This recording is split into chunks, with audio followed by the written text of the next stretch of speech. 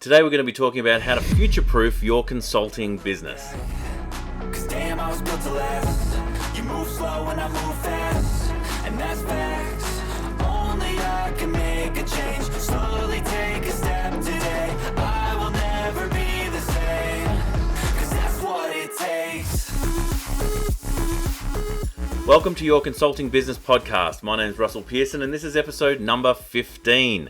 Today we're going to be talking about something that we probably don't talk about enough because we do tend to talk about the immediate on these podcasts, which is like growing now, getting clients now, how to convert clients now, the conversations around getting more clients, projects, contracts, retainers, right? So as a consultant, there are different views that different consultants have on, what constitutes the type of work they want. And that's a great thing about being a consultant, is you can really choose the lifestyle that you want to live. You may want to go, all right, well, I want to have a handful of clients, maybe 3 or 4 clients that I work with on a larger scale.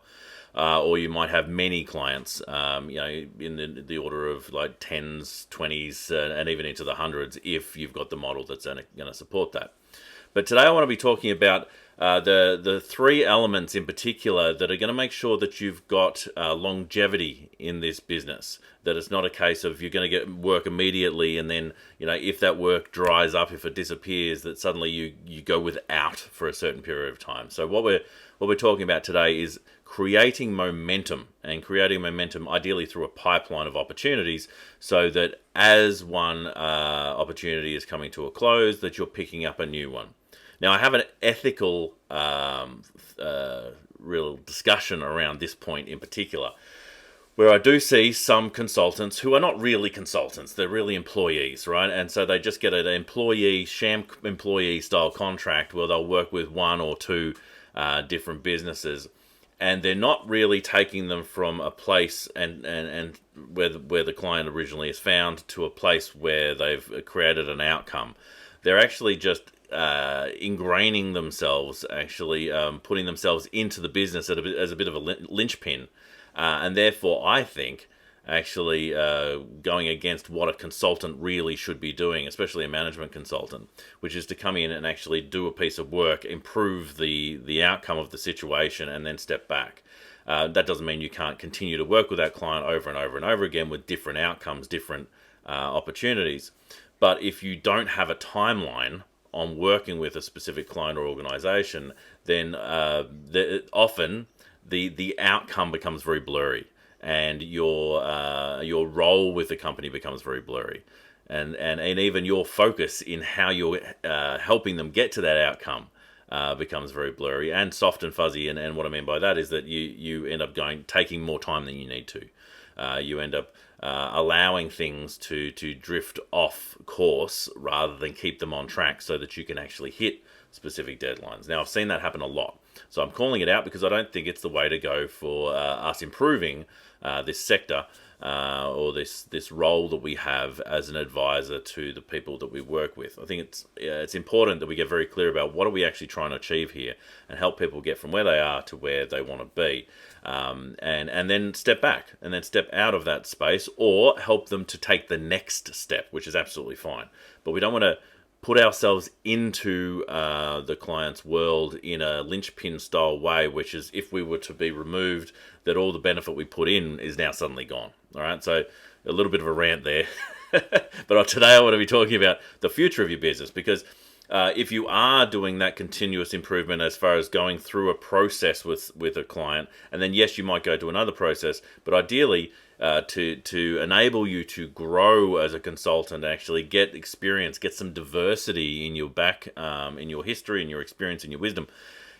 I believe it is important to actually start looking at different opportunities, not just focusing on one client for years and years and years and years. And I found that even with myself, that if I've been concentrating on one client in one role for years, I've really started turning into an employee. And I think that we miss our opportunity. As soon as we start turning into employee, then we lose our advisory rights.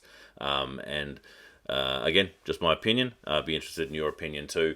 But today's discussion is about how to future-proof yourself, so that if, let's say that you do have a small handful of clients, maybe you've got 3, 4, something like that, and you lose one of them, suddenly you don't lose 25% of your entire income, and now you have to start from scratch to build it back up again. Ideally, you should smoothly move into the next project or smoothly move into the next contract or retainer. And in order to do that, you need to keep some form of momentum going. And so there are 3 areas in particular I want to talk about that's going to build that momentum and then help you to continue that momentum for years to come. Now, the first one I call a 120 list. Now, the 120 list is really your ideal list, a curated list of the people that you should be speaking to on a regular basis. Now, going back years ago, what I realized is that I needed to speak to X amount of people to get a new sale. And the sales would last, or the contracts would last a certain period of time. Anyway, I did the calculation backwards, and I discovered that if I had 120 people on this list, and I would speak to these 120 people every 90 days, that I would never want for any type of other marketing.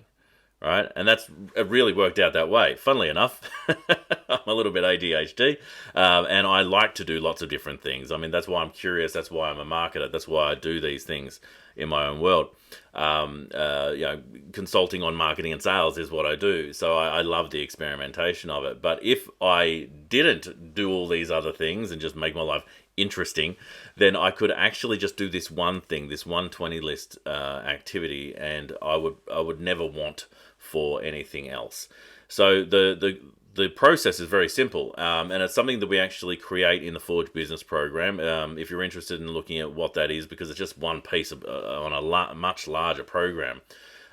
In the program, we talk about who are those ideal people who should be on the list. Now, that includes people that would bring work your way. It's people that would continue to buy from you. It's those people who are mayors of the town. And that's the second piece, which I'll talk about in a minute. Who is a mayor of the town? But the 120 list has these 120 people on it, and your number may vary. Obviously, different horses for different courses, but different lists for different amounts of work. But you curate this list. So on this list, you will have clients that will buy from you again and again, and you'll speak to those people naturally. And there'll be a bunch of people on this list that you'll speak to naturally. So even on a 120 list, if you had to, you could call less than 10 people a week, and you would be hitting that quota. But naturally, because of the way we communicate with our existing clients, past clients, referral partners, all these different people who are in our world, it tends to be about 5 or 6 calls that we actually need to make a week. And is that a lot? Is it not a lot? I don't know. It depends on whether that's something you're used to. I know a colleague of mine talks about 7 calls every day, 5 days a week. That's what he does, and that's actually been his rule for years and years. Mine is the 120 list, right? So the great thing about the 120 list is you curate it, so it's continually updating, it's continually evolving, and continually improving. So you may not need to call these 120 people. It might actually move to a 60-person list, but the 120 list is a really nice benchmark, and it's a really good goal to aim for. 120 people on a specific list, as simple as a spreadsheet, that you'll call once every 90 days. You'll at least speak to them once every 90 days, and if you do that, the work, the opportunities will come to you. But there is a great byproduct, which I will get onto in just a second, which actually talks to the context of the market you're speaking to. Now, I just want to step back for 1 second. I want you to obviously understand that the great thing about the consulting business and consulting business lifestyle is that you get to design it any way you want. So the types of clients, the size of the contract, the types of contracts and projects that you work on.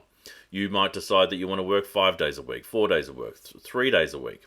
And so really, the only rule with the 120 list is allow time to actually have these conversations. So if let's say that you've got 4 contracts that are running at any one time, my suggestion would be don't have more than a day's worth of work in any 1 week. Because if you're doing more than 4 days in a 5-day week client work, then you're going to run out of time to actually keep the momentum going. Allow about 20% of your business week to focus on business development. Now, sometimes that business development is going to be the traditional BDM type work, which is like sales process opportunities. All right. But on the other side, it's business development from the point of business improvement and research and all those other things as well. So just a caveat that I just wanted to talk about, that allowing time to address your 120 list and to continue to keep it accurate, keep it up to date, and continue to curate it in a way that means that every one of these conversations is very, very useful. If you find that the person that you're speaking to is never going to buy from you again, never going to refer you, they're not on the market, maybe they're out of the world, they're out of the or the audience's market, they know nothing about it anymore, then maybe you'll take that person off. Now, when you take a person off, suddenly you've got 119, which means you've got opportunity to put someone back on. And that's what I like about the 120 list, is it has this this cycle that continues to keep it fresh. And keeping things fresh, adding new blood creates energy, and it's energy for you, your business, your opportunities. So that's one, is the 120 list.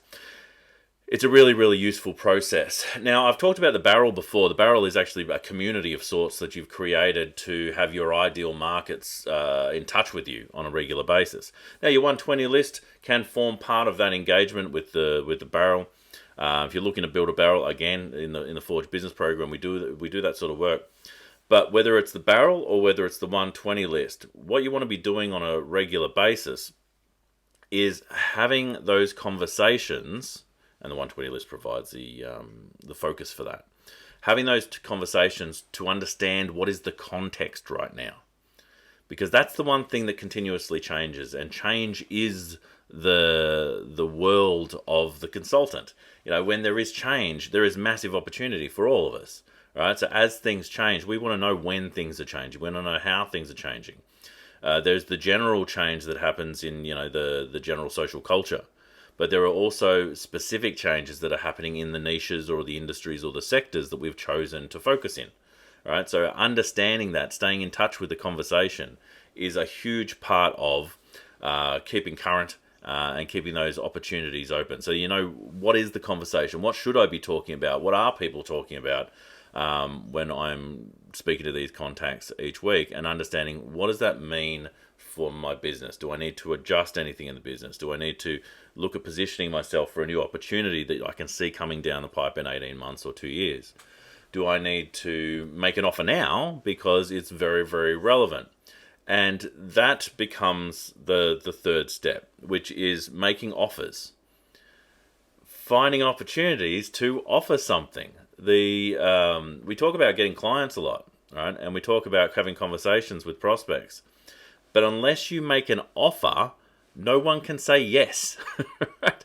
But I guess, and I've even had this conversation before, well, what is an offer? What constitutes an offer? Well, usually it's something they can say yes or no to. It's an opportunity to work with you in some sense, and it usually has a monetary value attached to it. Now, a lot of people will talk about doing proposals, and we have a proposal. Now, a proposal is an offer, but the thing I don't like about proposals is often people will send a proposal without them attached to it. So they won't chaperone the proposal. They will send it lonely out into the world and hope that it's going to do the work for them.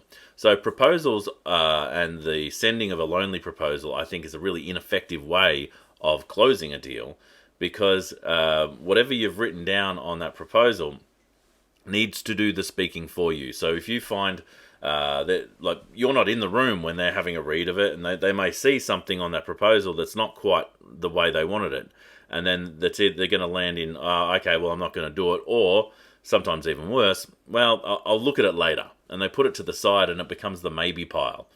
And if you've ever experienced anyone that you've had to chase for 6 or 8 months just to get a decision, or you've had people ghost you where you've gone to call them and they literally just won't answer the phone or they'll disappear, that tends to happen because you've sent a lonely proposal and there's something in there that they're not ready to say yes to, right? They're not ready to say yes.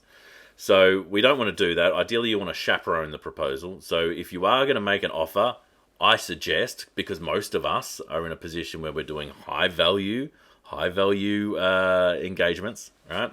High value retainers, high value contracts, high value clients.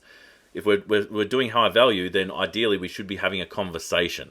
And that conversational way of closing the deal means that if we're there with them, we can get the yes. We can get the yes to all the different details. And if we're sending any proposal, it is literally so they've got something to create a purchase order on. It's something so they've got a paper trail. But you want to get that yes without you go, the worst thing in the world. Well, this sounds very interesting. Send me a proposal. They haven't said yes. They haven't made a decision. They're not even sure what they're about to look at. And then you go off, you spend hours putting this thing together, and then send it across to them without you attached to it. Yeah, it's a really ineffective way of doing it.